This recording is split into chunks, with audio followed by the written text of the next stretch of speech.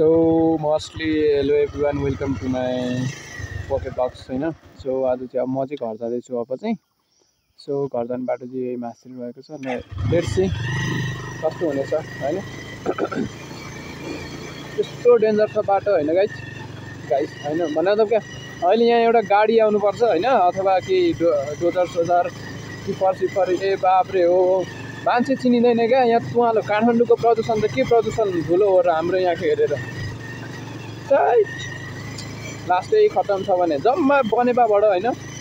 बनेपा नगरपालिका यता सिनेकल यहाँ माथि म भर्खरै भ्लग स्टार्ट गरेर ठाउँसम्म ढलान पिच छ. हाम्रो यति अब 2.5 किलोमिटर 2.5 किलोमिटर पनि एक्ज्याक्टली छैन क्या. त्यति अब राम्रो गर्नलाई पनि यार कम वर्ष भयो त म जन्मेदेखि यो बाटो जस्ता त्यस्तै छ यार. अहिले हिउँदामा यस्तो धुलो उडेर बसी खानु हुँदैन, भोलिपर्सि बर्खामा यही माटो ल्याप्दै पानी परेर चिप्लेर यस्तो बिग्रिन्छ गाइस होइन. त्यसो सबैजनाले पोके भ्लग्सलाई सपोर्ट गरिदिनु होला गाइस होइन. सबैजनाले subscribe to my channel. So अब आजबाट चाहिँ सधैँ मेरो दिनको एउटा भ्लग आउँछ र मेरो अब कलेज सकिन लागिसकेको छ. अब 12 को बोर्ड 11-12 गतेदेखि पैसाको अनि अब आजसम्म कलेज गएको थिइनँ. अब भोलिबाट 2-3 दिन जान्छु. लास्टमा अलिकति मेमोरी हुन्छ नि त, त्यो फेयरवेल टाइपको समथिङ के हुन्छ त्यो मनाउँछु. अनि अब 2 दिन बाँकी छ. आज मङ्गलबार भइहाल्यो, बुधबार बिहिबार शुक्रबार चट्ट बनाउँछु अनि घर आउँछु.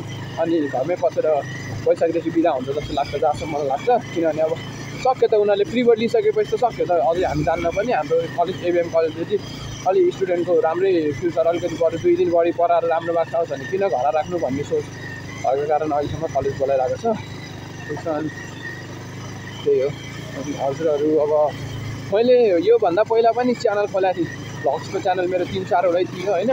के भयो भने अब जस्तै कहिले भ्लग बनाउने, कहिले के नमिल्ने, कहिले बाइक नमिल्ने मसँग, कहिले के हुने भयो. अनि अहिले चाहिँ अब बाइक जसरी यानी भए पनि मिल्छ क्या. कि यो पल्सर 150 हुन्छ मसँग, केआरको डिस्कभर 125 जुन भए पनि एउटा हुन्छ मलाई भ्लग गर्नको लागि होइन.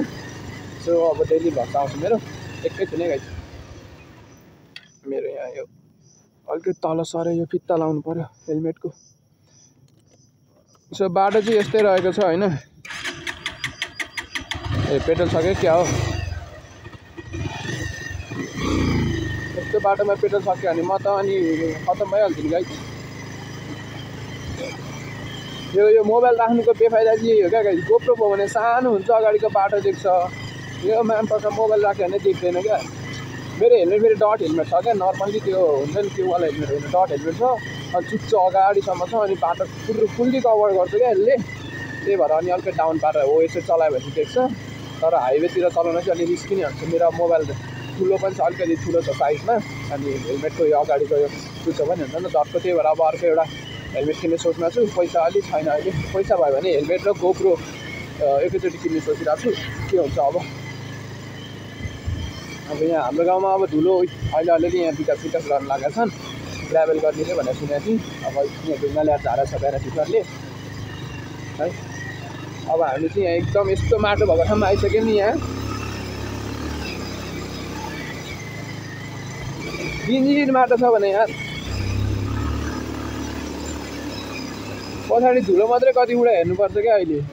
ल एमा फेरि बन्द भयो. तेल सकिन लागिसकेको छ, तेल नहाले कति भयो. अब अलिकति झप्पावाला लिनु झर्दाखेरि तेल हाल्नु पऱ्यो. अब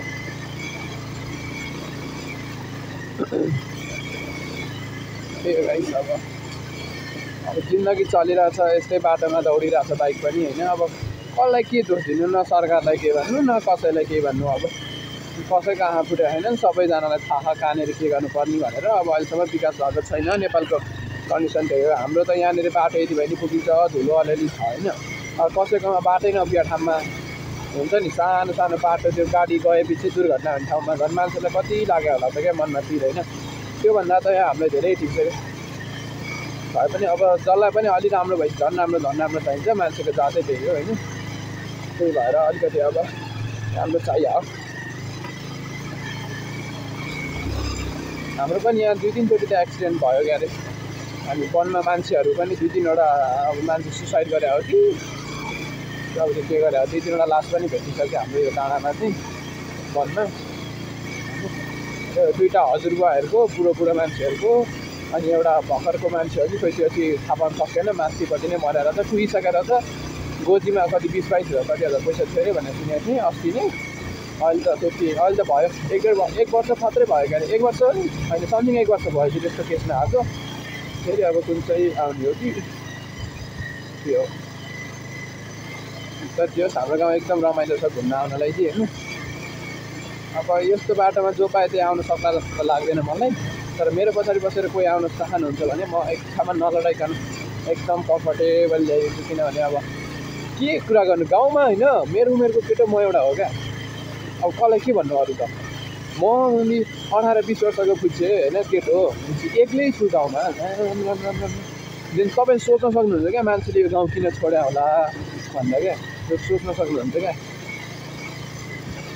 अझै अहिले अस्तिसम्म त थियो साथी 2-3 जना थिए, कोही पनौती गए, कोही यता सिनेकाल झरे, कोही अब अपाङ्गतिर झरे, एउटा काठमाडौँ गयो चोरी लाउरे सुजाने।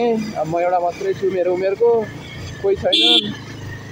दिक्कै लाग्ने भनेर न घुम्न जम्मै जमिन भनेर नमिल्ने न केही साइड मोबाइल चलायो दिउँसभरि सुत्यो चाक ततायो खाट ततायो बस्यो नाम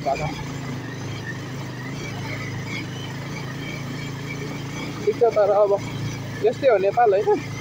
अब 1 वर्ष हो 1 वर्ष रिजल्ट सिजल्ट आउँदा 1 वर्ष खेर गइहाल्छ होइन। त्यो बिचमा अब के गर्नुपर्छ यसो राइट पासमा हिँड्नुपर्छ क्या। किनभने अब भोलि गर्छु भनेर बस्यो भने त यो दुनियाँमै यो कसैले त्यो मान्छेले गर्दैन होइन।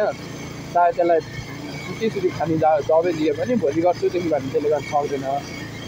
जे गर्ने हो आज अहिलेबाट गर्ने हो भन्ने सोच राख्नेहरूले केही गर्ला होइन। अब त्यही हो। अब घर आइपुग्न आँट्यो अब चाहिँ अब 5 मिनटमा घर आइपुग्छ। अब ब्याग पछाडिको भ्यू देखाएर मिलेन गाइस, न त यति धुलो उडेको छ। अब यो चाहिँ हाम्रो गाउँको बाटो यस्तो छ भनेर हजुरहरूले देखाउनको लागि मैले अब हुन्छ नि अब मेरो चाहिँ भ्लग निरन्तर नै आइरहने छ होइन। सो सबैजना सब्सक्राइब हानिदिनु होला होइन। सो त्यही भन्न चाहन्छु। अब लालीगुराँस पनि छ हजुरहरू यता म चाहिँ बनेपाको हो मान्छे बनेपा 12को लालीगुराँसहरू खुला छ यतातिर वनतिर। अब क्यामेरा अलिकति रिप नै छ मेरो आरआइपी नै छ क्यामेरा राम्रो देखाएको छैन। सो अब त्यही हो घर गएर मिलाउनु पर्छ यता यता।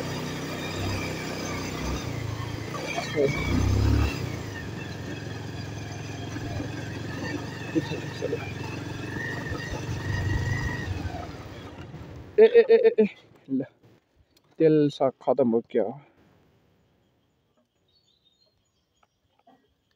ठिक छ ल बाइक हिँडी भयो होला त्यहाँ यस्तो धुलोमा आउनु परेछ।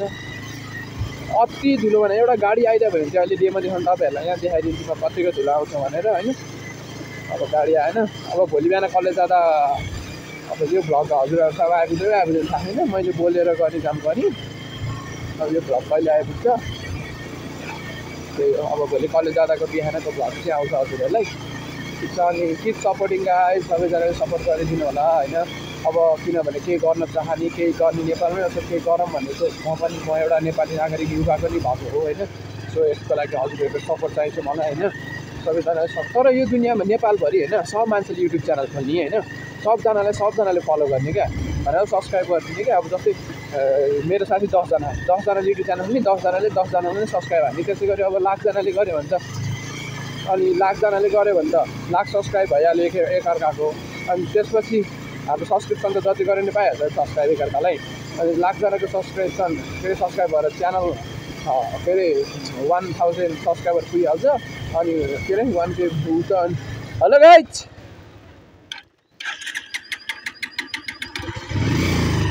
अब बोलेर नबस्छ मेरो यहाँ तेल सकिन लागिसक्यो अहिले।